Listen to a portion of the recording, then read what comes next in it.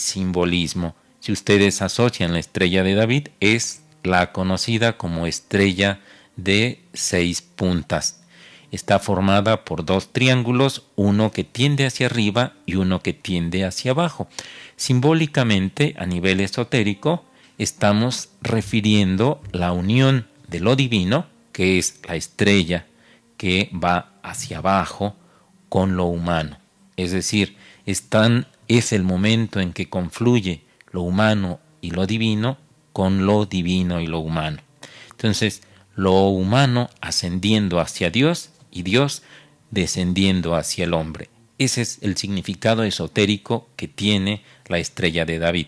Entonces, los magos van siguiendo la ruta de esa estrella y actualmente se han hecho estudios para ubicar exactamente a qué se referían a nivel astronómico con la famosa estrella de David que llega a Belén y por ende también se conoce como la estrella de Belén. Necesitamos ir ubicando todos estos procesos históricos. Muy bien. ¿Cuándo surge el nombre de los Reyes Magos? ¿Por qué se asigna el número de 3 Reyes Magos? Esto tiene que ver, sobre todo a nivel histórico, con un escritor eclesiástico, un estudioso del siglo IV, llamado Orígenes. Él, a partir de algunos estudios que hace dentro de la misma Biblia, dice que los Reyes Magos son 3, pero también a nivel simbólico estamos hablando de la tríada. Recuerden, una tríada es una de las constantes fundamentales que tienen todas las religiones. Por ejemplo, dentro de la religión católica hablamos que existe un Dios Padre, Dios Hijo, Dios Espíritu Santo. Dentro de el budismo tenemos la tríada del cuerpo, la palabra y la mente de Buda, que denominamos el Buda, el Dharma y la Sangha. Y dentro del hinduismo, por ejemplo, tenemos a Brahma, Shiva y Vishnu. Esta tríada siempre está presente, es una de las constantes de todas las religiones. Entonces, este número de 3 Reyes Magos está asociado precisamente con esa tríada.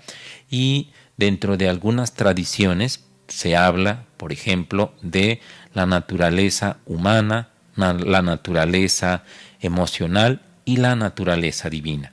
Pero también tiene otras connotaciones que poco a poco vamos a tratar.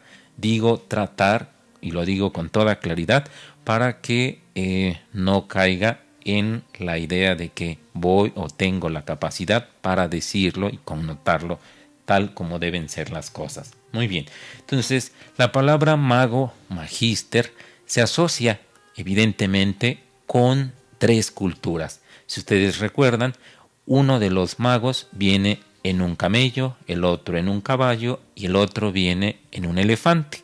Entonces, estos representan las 3 grandes culturas iniciáticas de ese momento: la India, Egipto y Medio Oriente. Si ustedes ubican un poco la historia de lo que vienen siendo las escuelas iniciáticas de la antigüedad, estaríamos hablando evidentemente también de Hermes Trismegisto, el 3 veces grande. Entonces, todos estos símbolos nos dan pauta para que nosotros vayamos entendiendo poco a poco la lección que hay en esta leyenda. También es necesario que ubiquemos cómo podemos darnos cuenta cuando una enseñanza es esotérica. Una característica a través de la cual nos podemos guiar es porque se relata dentro de una leyenda que aparentemente es histórica, aparece un elemento mágico. Por ejemplo, en el caso de Buda, la madre de pronto sueña con un elefante y cuando despierta ya está embarazada. Ese acontecimiento, ese elemento mágico nos está dando pauta para entender que ahí se encuentra una enseñanza esotérica.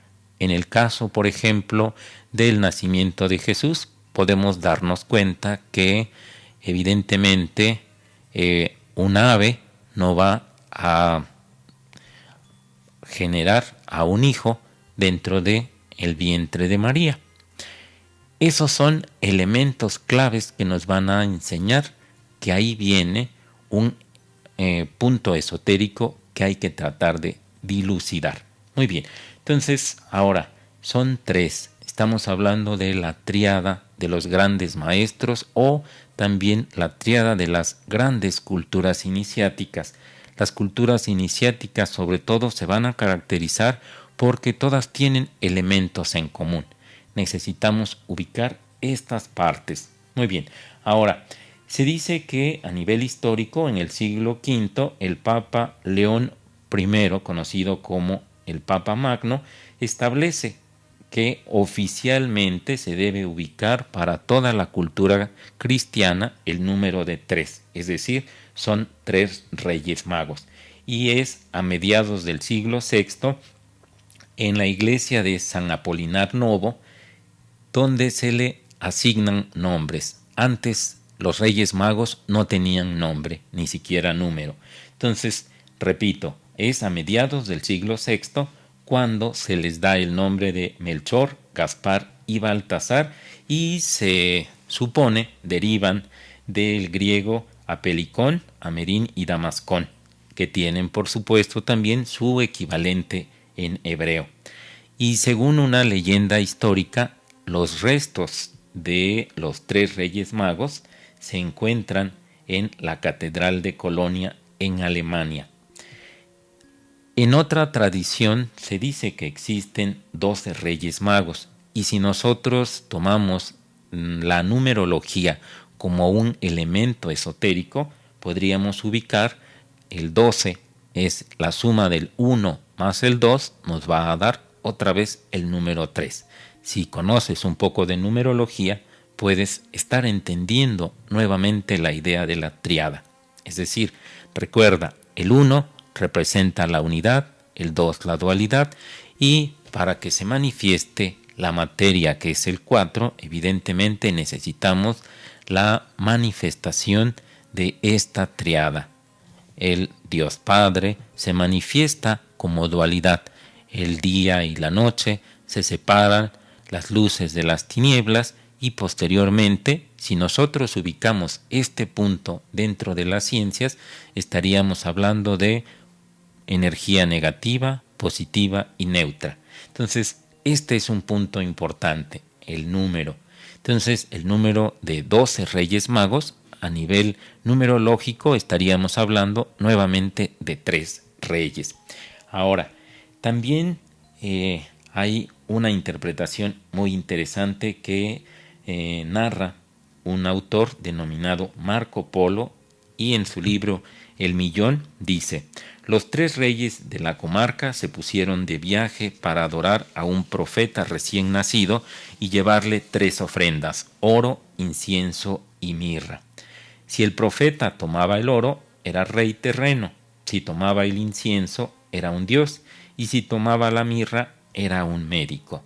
Pero si nosotros analizamos el símbolo de estos elementos, el oro, el incienso y la mirra, tiene una connotación espiritual muy, muy clara y muy específica. El oro, dentro de la cultura hindú, está representando el chakra número 7. Es el chakra que se representa con el color dorado, es conocido como el Sahasrara chakra. Es el chakra que representa la unificación de lo humano con lo divino. Estaríamos hablando nuevamente de la estrella de David. El incienso se asocia, por supuesto, con la parte sutil. Es este elemento a través del cual el ser humano se conecta con lo divino. Recuerden que nosotros, a través de la aromaterapia, podemos modificar mucho nuestras vibraciones y es precisamente a través del incienso en que las personas dentro de una estructura religiosa marcan la diferencia entre el mundo profano y el mundo de lo divino. Dentro del budismo se hace uso igual que en la Iglesia Católica, igual que en todas las religiones, se utilizan inciensos de distintas maneras, de distintos aromas, para poder marcar esa diferencia entre lo profano y lo divino. Entonces podríamos decir que el incienso representa ese momento en que el hombre separa esa naturaleza humana, esa naturaleza, podríamos decir, animal, y esa parte divina, la parte inferior de la parte superior. Y la mirra. La mirra es un elemento que se utilizaba en la antigüedad para conservar los cadáveres, para momificarlos. Es decir, si nosotros lo interpretamos, estaríamos hablando de un elemento que te conduce hacia la eternidad. Entonces, ubicamos estos tres elementos de la siguiente manera. El oro es lo divino, la conexión con lo divino; el incienso, la conexión con la parte espiritual y la eternidad. Entonces tendría estas connotaciones: lo divino, lo espiritual y lo eterno. Si nosotros ubicamos estos tres elementos, estaríamos hablando perfectamente de estas características que cumplen con la idea de Jesús. Bien, entonces, si nosotros ubicamos que los tres reyes magos vienen a dejar a Jesucristo estos elementos, estos regalos, de ahí la cultura católica va a retomar esta tradición para que dentro de sus culturas vaya haciendo sincretismo y la vaya integrando a su forma de vida. De ahí que el 6 de enero se celebra el Día de los Reyes Magos, y es una festividad muy importante dentro de toda la cosmogonía católica. Y vamos a ir estudiando poco a poco esta historia. Vamos a ir sobre todo a ir estudiando en nuestro siguiente corte comercial lo que llaman la Epifanía o la historia de los Reyes Magos. Muy bien, vamos a nuestro primer corte comercial y volvemos enseguida.